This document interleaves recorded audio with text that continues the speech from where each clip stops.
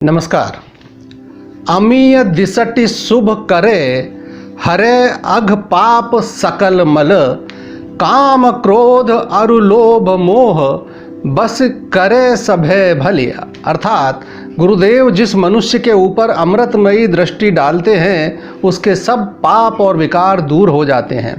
काम क्रोध लोभ मोह सब वश में आ जाते हैं। व्यक्ति का भला ही भला होता है। यूं तो यह पद हर गुरु के लिए कहा जा सकता है, किंतु सहार नामक एक विद्वान ने यह पद विशेष रूप से सिखों के द्वितीय गुरु अंगद देव जी के लिए लिखा था। गुरु नानक देव जी के बाद गुरुपद संभालने वाले अंगद देव जी ही पंजाबी लिपि गुरुमुखी के जन्मदाता हैं। गुरु अंगद देव जी का जन्म फिरोजपुर पंजाब के हरीके नामक गांव में 31 मार्च सन 1504 को हुआ था। पिता श्री फेरू जी एक व्यापारी थे और उनकी माता जी का नाम माता रामोजी था।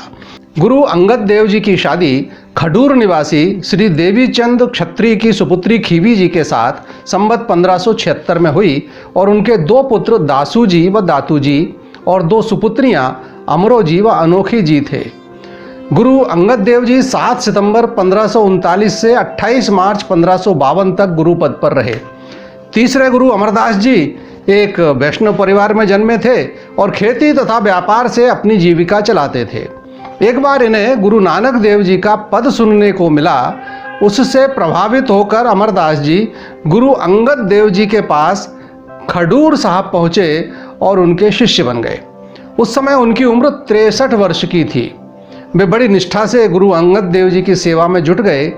गजब के परिश्रमी थे अमरदास जी।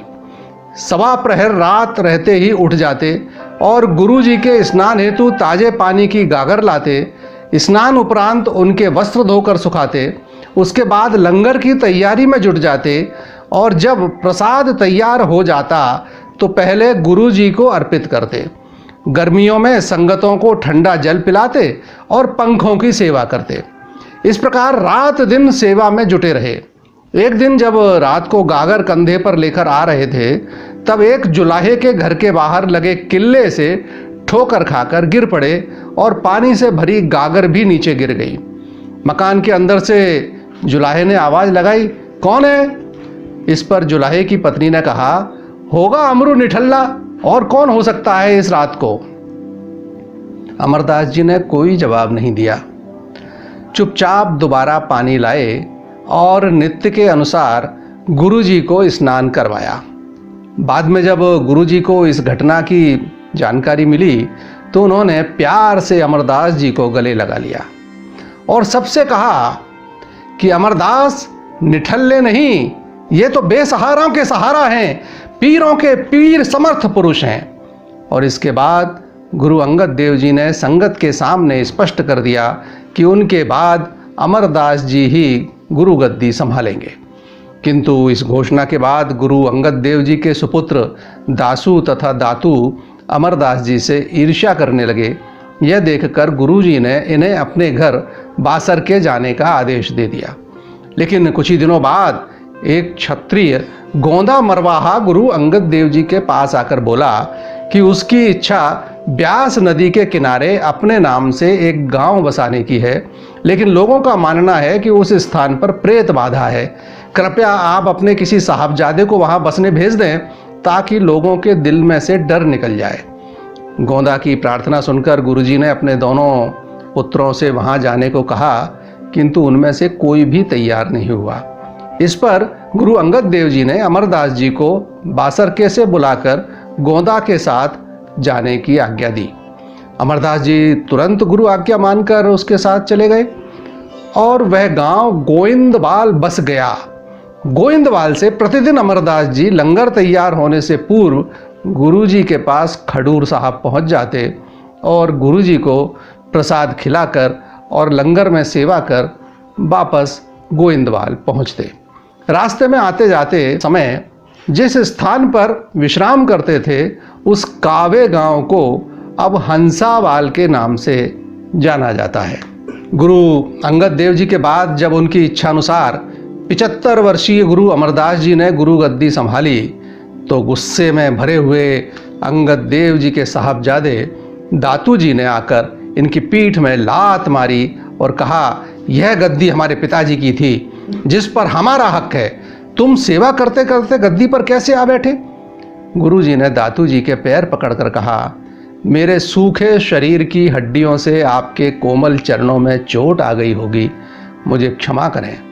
उसके बाद गुरु अमरदास जी उसी रात अपने गांव बासर के चले गए और एक कोठे में एकांत वास धारण कर लिया।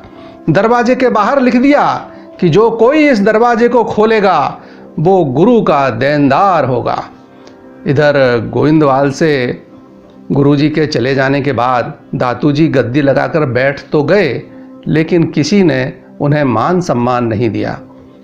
उसके बाद निराश होकर 2-3 दिन बाद ही वह खडूर चले गए। इसके कुछ दिन बाद बाबा बुड्ढा जी के नेतृत्व में संगतें उत्साह के साथ गुरु अमरदास जी को लेने बासर के पहुंची। दरवाजे पर लिखा गुरुजी का हुक्म पढ़ने के बाद बाबा बुड्ढा सिंह ने मकान में पीछे से सेंध लगाई। वह इस प्रकार नया रास्ता बनाकर संगत के लोग अंदर पहुंचे और गुरुजी को विनती कर गोविंदवाल लेकर आए। वह कमरा कोठा सन्न साहब के नाम से जाना जाता है। गुरु अमरदास जी के मार्गदर्शन में आगे चलकर गोविंदवाल शहर सिख अध्ययन का बड़ा केंद्र बना। गुरु अमरदास जी पंजाब को 22 सिख प्रांतों में बांटने की अपनी योजना तथा धर्म प्रचारकों को बाहर भेजने के लिए प्रसिद्ध हुए।